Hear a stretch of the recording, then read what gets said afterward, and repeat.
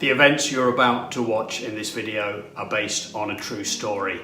It's a story that's happening to me, to a number of other LinkedIn users globally that I know, and it could start to affect you next. I'd like you to imagine for a moment that you've been kidnapped. You've been locked away in some derelict building and your mouth has been gagged. Day 1 and day 2 go by. You're obviously concerned, nobody can hear you. But as the week goes on and you reach day 7 and day 8, and then time moves on further and you're at day 14 and day 15, and nobody knows you exist, nobody can hear you, how would you feel?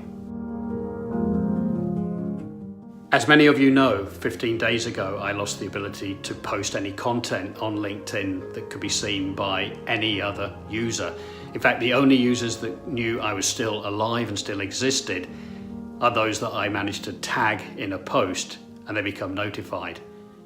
After 10 years of successfully using LinkedIn to bring in more than 90% of the business that I have and to work with some of the largest companies globally, helping them to get more from LinkedIn, effectively, the goose that lays the golden egg has been slaughtered.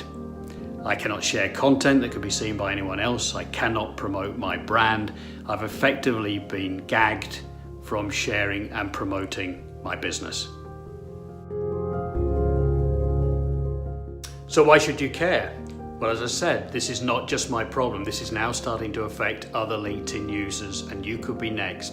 And the strange thing is, you won't be aware unless somebody else views your LinkedIn profiles, articles, and activity to see that you haven't posted anything apparently for 10 months, or in some cases even longer.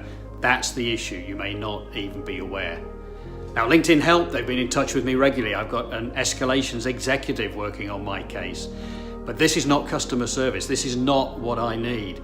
Right now, 15 days in, and for somebody else I know, more than 30 days in, they have effectively been unable to promote their business. Now, you can argue that we use LinkedIn for free, but in my case, I pay over $900 a year for the benefit of using the Sales Navigator platform.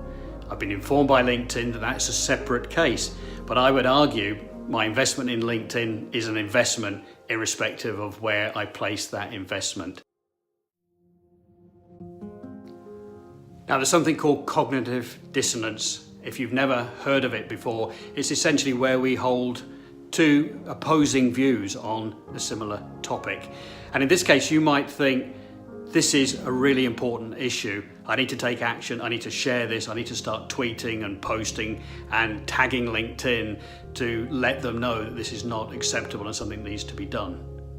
On the other hand, you might say, this is awful for Steve. I really feel for him, but it's kind of not my fight. And I want to say, don't do this for me. Yes, I've got a problem. I'm working with LinkedIn. I hope to get this resolved. It's already starting to affect others and it could affect you next. So do it for yourself. Do it to ensure that when something of this magnitude, which is not just a glitch, this is the most significant challenge LinkedIn has had, in my opinion, and of other experts' opinions as well, for some time. It's affecting the very use and visibility at its core of you being able to get business from LinkedIn. Do it for yourself. So I've been gagged. I'm working on it. I'm hoping the problem is going to be resolved. But right now, I'm having to look at alternative routes to market to promote my business.